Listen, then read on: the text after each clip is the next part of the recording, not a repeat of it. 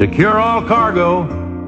Engine room, reverse 1/4 and stand by. Bowman, cast off bow line. Engine room, ahead 1/4 and stand by. Lead man, sound off depth markings. By the mark. Mark 1. Mark Twain. Mark 3. Mark 4. Ocean deep. Engine room, ahead 3/4 and steady as she goes. Howdy, folks. Welcome aboard the Richard F. Irvine. This is your captain speaking from the pilot house. My first duty is to navigate our sternwheeler along the rivers of America. But when I'm not tending to those duties, I'll point out some interesting sights along our way. Now, for your safety, kindly do not sit on the handrails. We may come across rough waters or even river pirates, so please don't lean out beyond the railing. Thank you. On our port side is frontier land. Here, settlers seeking their fortune in lumber and gold have carved a boon town out of the wilderness. In the distance beyond the trees, you can spy the frontier trading post. There, Texas John Slaughter sells goods that trappers, keelboaters, and Indians bring in from miles around. Further along the shore is the Northwoods Lodge, known as Grizzly Hall, home of Country Bear Jamboree. Starring in this frontier musical is a pack of backwoods Bruins unlike any you've ever heard. Believe me, nobody hibernates when the bear band's on stage. It's as wild and woolly a show as you're likely to see anywhere. But it's not the only wild thing around these parts. See that construction off to the left there? Well, rumor has it that they're building a whole new mountain called Splash Mountain. It's gonna be the home of Brer Rabbit, Brer Fox, and Brer Bear, and they say it's gonna be the biggest, fastest, splashinest log ride ever built. They also say it's gonna be the laughingest place around, but I suppose that depends on whether you think plunging more than 50 feet into a prickly briar patch is funny. But if you mosey into these parts in the fall of 1992, you can see her for yourself. We're passing by the landing for log rafts that carry pioneers from the mainland to Tom Sawyer Island. This island is where Tom Sawyer and Huck Finn spent many an afternoon exploring Harper's Mill, Injun Joe's Cave, and the magnetic mystery mines. As we sail further into the wilderness, we'll pass a suspension bridge on the island that leads to Fort Sam Clemens.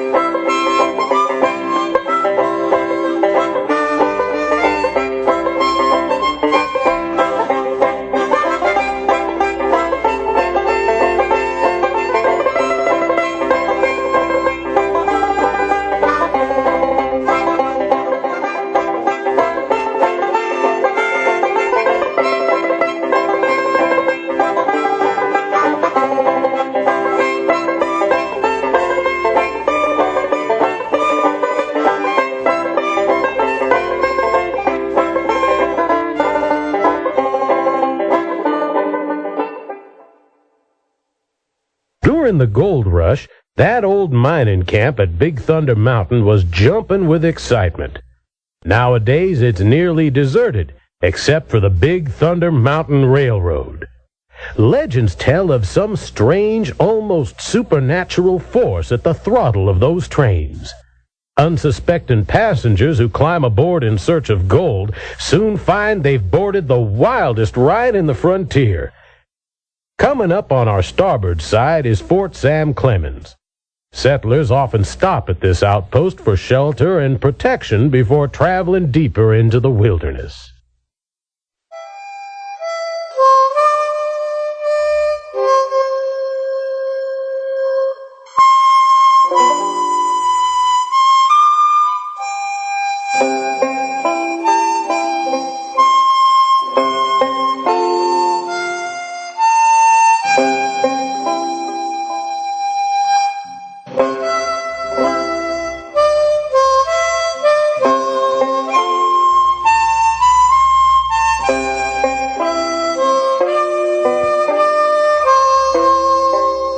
Attention deck watch. Settler cabin afire off the starboard bow.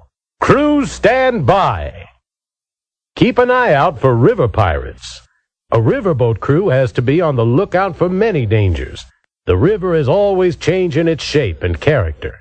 An experienced pilot learns to recognize ripples on the river's surface. It may signal a new shoal or shallow water. Some folks out this way have taken to help keep river traffic moving safely. Folks like Beacon Joe yonder off the port bow. Ahoy, Beacon! Joe maintains beacons that light the way for night travel on the river. He also puts up markers where there's been changes in the river bottom. Right now it looks like Beacon and his dog Rufus are just relaxing. As we sail deeper into the wilderness, keep a sharp lookout for deer, moose, and other animals.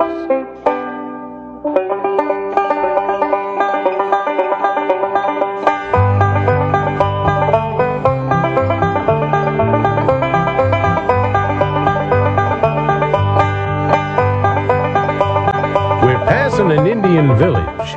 Here, traders who sail the river in keelboats often stop to bargain for pelts and other valuable goods. Some Indians call our riverboat Penalore. It means fire canoe, because of the fire billowing out of our smokestacks.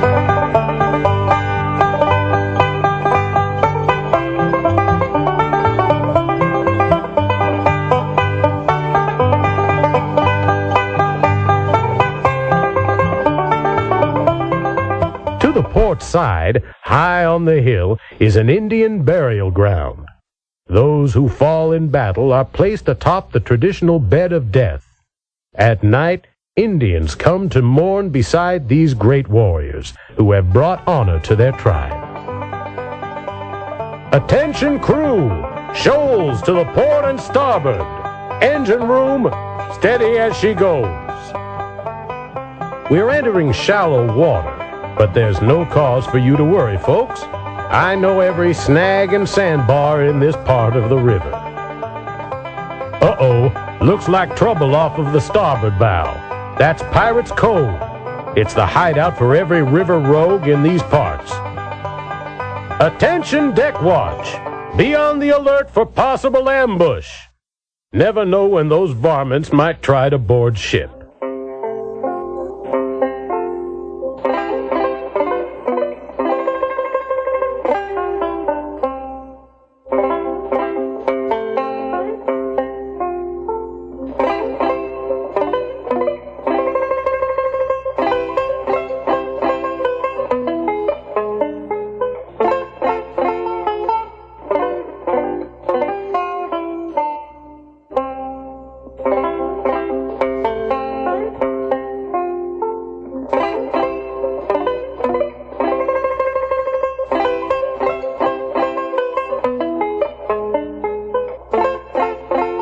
Sounds like the cavalry's out on patrol, which means we're returning to the protection of Fort Sam Clemens.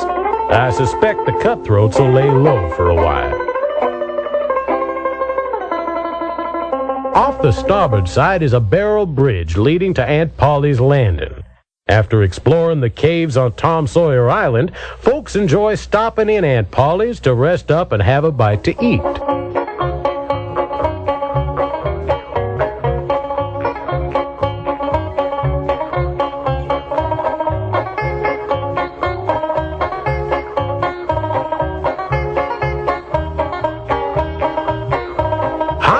hill is an old mansion. It hasn't been occupied for many years.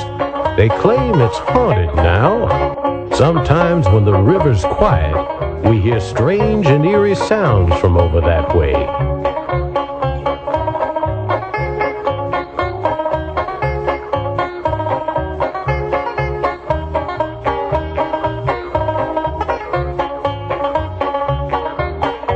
On our port side is the landing for Mike Fink keelboats.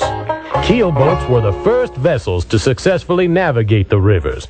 They were the forerunners of our big riverboats. Ahead is Liberty Square, and Liberty Square Landing, where we will soon be tying up to go ashore. All passengers on the upper 2 decks, please collect your belongings and go to the lowest deck, where you will disembark.